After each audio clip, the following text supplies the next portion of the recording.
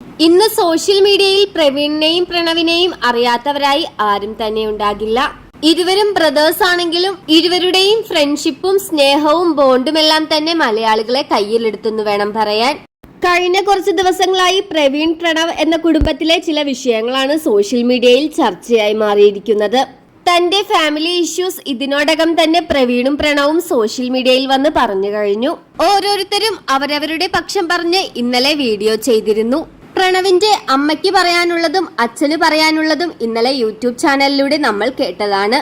ഓരോരുത്തരും അവരവരുടെ പക്ഷം പറഞ്ഞപ്പോൾ ലാസ്റ്റ് കുറ്റക്കാരിയായി തോന്നുന്നത് പ്രണവിന്റെ അമ്മയെയാണ്.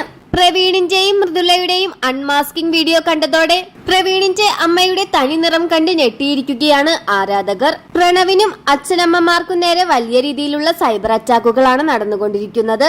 ഇപ്പോൾ എല്ലാ ആരാധകരും ചോദിക്കുന്നത്, മൃദുലയെ ആ അമ്മ ഇത്രയധികം വേദനിപ്പിച്ചിട്ടുണ്ടെങ്കിൽ ഇനി ആ മൃദുല തിരിച്ചു വന്നാൽ എങ്ങനെയായിരിക്കും ബിഹേവ് ചെയ്യുക? ഇനി പ്രവീണിന്റെ അമ്മയ്ക്ക് മൃദുലയോടുള്ള പ്രതികരണം എങ്ങനെയായിരിക്കും എന്നുള്ള ആശങ്കയിലാണ് ആരാധകർ ഒന്നാകെ. എന്തു തന്നെയായാലും മൃദുലയുടെ ഭർത്താവായ പ്രവീൺ ആ അമ്മയുടെ മകൻ തന്നെയാണ്.